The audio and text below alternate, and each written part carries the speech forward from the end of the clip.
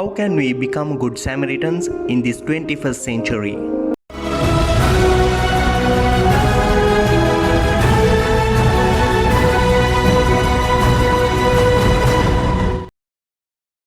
Around the world, more than 780 million people live in extreme poverty. It means 10% of the world's population is suffering without proper food, shelter, and clothing.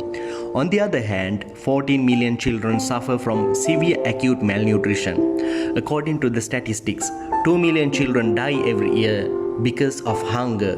Imagine how tragic it is when 2 million kids die just because they couldn't find any food. Moreover, every single day at least 1,000 children die due to illnesses like diarrhea and cholera caused by contaminated water and inadequate sanitation. As human beings, can we keep watching another human being dying or suffering? Can we just earn our living and close our eyes to the sufferings of needy and those who are dying? We can save thousands of lives if we properly do our Christian duty of helping the needy. Our support and contribution is crucial in alleviating world's poverty, hunger, and suffering. Today, through the readings of the Holy Mass, our Lord invites us to be sensitive to the sufferings of our neighbors. In today's Holy Gospel, we are presented with the parable of the Good Samaritan. This parable teaches us who is our neighbor and how we should love our neighbor.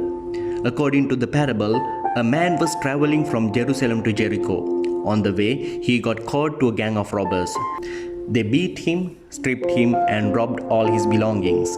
He was left half dead on the road. Then a priest came that way. He saw this man half dead, but he crossed to the other side of the road and passed him without taking any notice. In Jewish culture, contact with a dead body was understood to be defiling. The priest thought that it would make him ritually unclean to touch this half-dead man.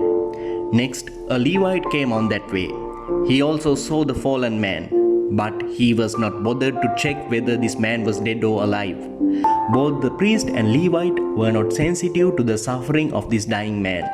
Both of them thought, if I stop to help this man, what will happen to me? But the Gentile Samaritan who came that way reversed the question and thought, if I do not stop to help this man, what will happen to him? Moved with compassion, he approached this fallen man. He cleansed his wounds and wrapped him with bandages. Going an extra mile, the Good Samaritan carried this man to a nearby inn and took care of him. Finally, he even paid the bill and asked the innkeeper to take care of the wounded man, promising that he would come again. Although the priest and the Levite ignored this injured man, the Samaritan, who was hated by the Jews, was filled with compassion and love towards the injured man. Today, in our modern day society, we too are called to be good Samaritans. We too get a lot of opportunities to go out of our way and to help those who are suffering. At the moment, there are many people suffering due to the current economic crisis. Irrespective of caste, creed, and nationality, we are to help those who are in need today. Sometimes we are reluctant to help our neighbors in need just because we are not wealthy. We tend to think, one day when I become rich, I will help the needy. But that one day would never come. We are to help those who are suffering, bearing our own difficulties and hardships. During this crisis time, there are people who suffer from hunger and thirst, who cannot afford for 3 meals.